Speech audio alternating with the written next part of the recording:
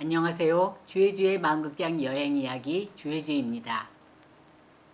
시애틀의 레이니어 마운틴을 뒤로하고 시카고로 가는 비행기에 몸을 실었습니다.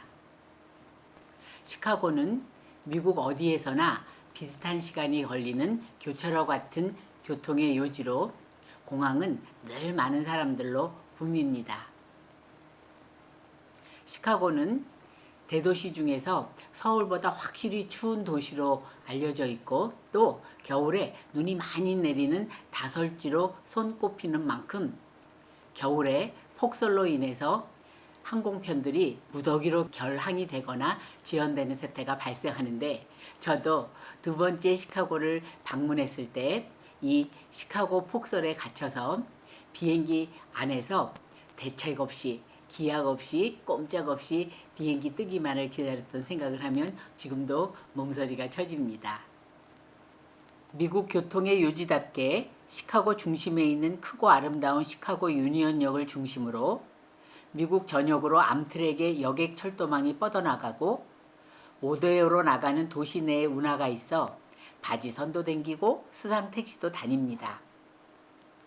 시카고는 내륙 도시지만 한반도보다 커서 끝이 안 보이는 데다가 바다까지 철썩철썩 치기 때문에 마치 바다처럼 보이는 호수인 미시간호 왼쪽에 붙어있는 도시로 호수 때문인지 바람이 세서 바람의 도시 윈디시티라는 별명을 갖고 있습니다. 또한 시카고는 미국에서 뉴욕 다음으로 마천루가 많은 동시에 가장 밀집되어 있어 마천루의 도시라는 별명으로 불리기도 합니다.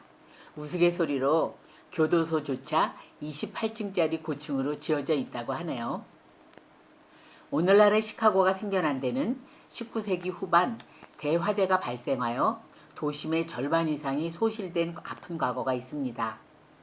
하지만 화재로 폐허가 된 땅이 오히려 신진 건축가들에게 새로운 건축 창작의 기회를 주면서 건축미까지 고려한 마천루들이 만들어져서 마천루 건축 역사의 흐름을 한눈에 볼 수 있을 정도로 다양한 형태의 건물들이 밀집해 있기에 시카고는 현대 건축의 메카이자 마천루 건축의 박물관으로 불립니다.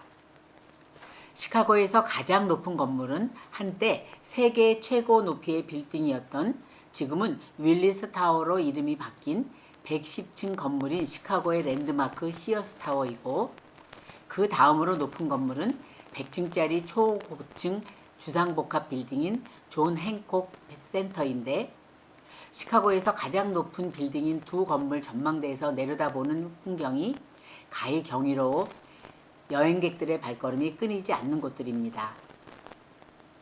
마천루 건축의 박물관으로 불리는 시카고답게 미시간호와 시카고만을 배경으로 마치 병풍처럼 서 있는 개성 만점의 수많은 건축물 중 대표적인 거 몇 개만 더 꼽자면 옥수수 모양의 쌍둥이 빌딩인 마리나시티, 고풍스러운 시계탑이 상징인 르네상스풍의 리글리 빌딩, 건물 전체가 유리로 둘러싸여 있는 제임스 R. 톰슨 센터, 세계적으로 유명한 건축물들의 돌자국들이 외벽에 박혀있는 트리뷴 타워 등 모두가 건축 걸작품들입니다.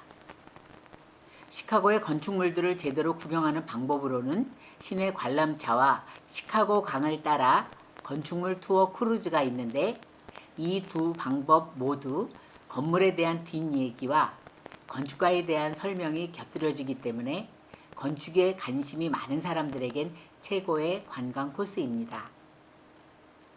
마천루만 유명한 게 아니라 뉴욕의 구겐하임 미술관을 설계한 미국의 역사적인 건축가인 프랭크 로이드 라이트의 집과 스튜디오, 그리고 대표적인 유닛 템플과 최고의 걸작 중 하나인 로비 하우스가 시카고 근교에 있어 이것 또한 관광객들의 발걸음이 이어지고 있습니다.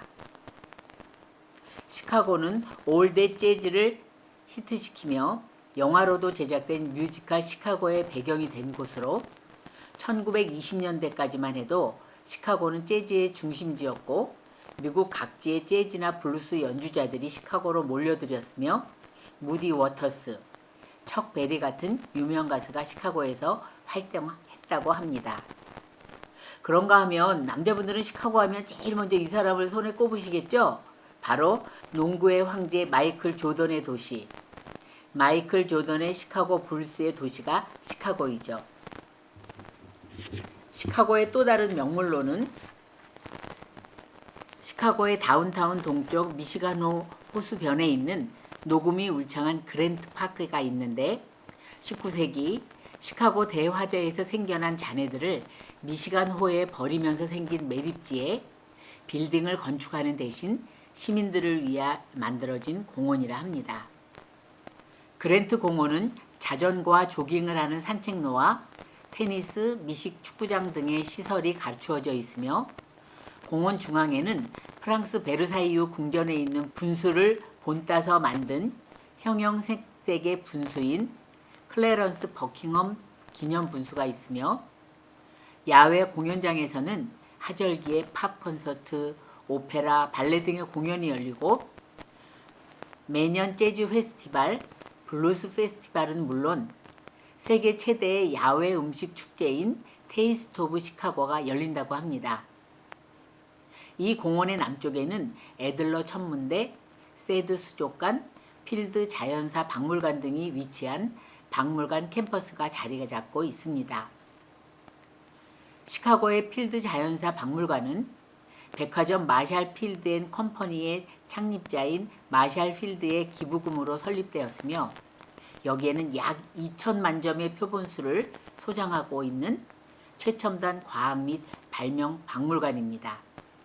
이 박물관은 미국의 박물학자 찰스 에이클리가 고안한 새로운 박제 기술로 20세기 초부터 박제된 동물들을 전시하기 시작했으며 또한 영화 스타워즈에 쓰였던 오리지널 공예품 기구는 물론 모델 복장 등이 전시되어 있고 1층 중앙에는 발견자 수전 핸드릭슨의 애칭을 따라 붙여진 티라노사우루스 슈라는 유명한 공룡이 전시되어 있어 늘 어린이들이 박작박작합니다. 필드 자연사 박물관 근처에는 쉐드 수족관과 천문관이 있습니다. 시카고의 도심 2.5 평방킬로미터 가량의 한 구획을 루프라고 부르는데 루프 한복판에 밀레니엄 파크가 있고 여기에 유명한 시카고 미술관이 있습니다.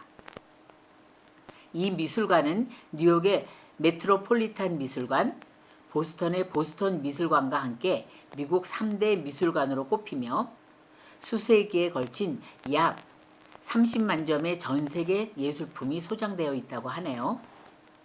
이 미술관 입구에 있는 에드워드 키미의 2마리 사자 조각도 유명하며 밀레, 모네, 르누아르, 고흐, 렘브란트, 피카소 같은 거장들의 그림이 소장되어 있는데 대표적인 소장품으로 세라의 그랑드 자트 섬의 일요일 오후, 르누아르의 두 자매 등이 있습니다.